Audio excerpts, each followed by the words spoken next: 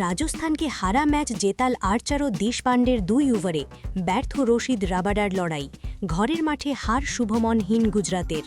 যশস্বী জয়সওয়াল ধ্রুব জুরেলের ব্যাটিংয়ের সৌজন্যে রাজস্থান 210/6 স্কোর খাড়া করেছিল। 204/8 স্কোরে আটকে গেল গুজরাত। রাজস্থান জিতল 6 রানে। চলতি আইপিএলে এই নিয়ে দ্বিতীয়বার প্রথমে ব্যাট করা দল জিতল। চলতি আইপিএলে টসে জিতলে প্রথমে বোল করতেই দেখা যাচ্ছে সব দলকে। কলকাতা বাদী বাকি সব দলই এখনও পর্যন্ত রান তাড়া করে জিতেছে। শনিবার অহমদাবাদে উল্টো কাজ করলেন রিয়ান পরাগ। রাজস্থানের অধিনায়ক জিতে প্রথমে ব্যাট করার সিদ্ধান্ত নিলেন।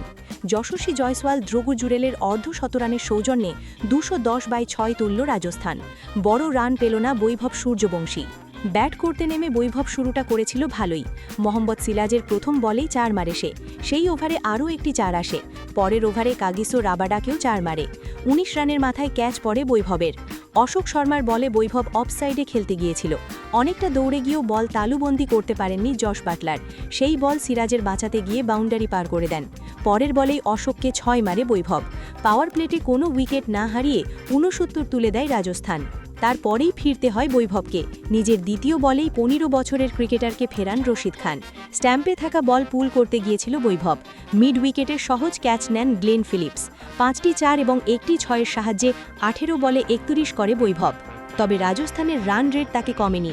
যশস্বীর সঙ্গে জুটি বেঁধে গুজরাতের বোলারদের চাপে ফেলে দেন জুরেল। শনিবার চলতি আইপিএলে প্রথম অর্ধশতরান করলেন যশস্বী। শেষ পর্যন্ত 6টি 4 এবং 3টি 6-এর সাহায্যে 36 বলে 55 করে ফেরেন যশস্বী। রিয়ান পরাগ 8 ব্যর্থ। জুরেলের সঙ্গে জুটি বাঁধেন শিমরন হেটমায়ার 18। থামানো যাচ্ছিল না জুরেলকে। সিরাজ রাবাডাদের মেরে তিনি 42 বলে 75 করেন। মেরেছেন 5টি 4 এবং 5টি 6। শেষের দিকে অনেকগুলি বল খেলে দেন রবীন্দ্র জাদেজা। সেই অনুযায়ী রান ওঠেনি।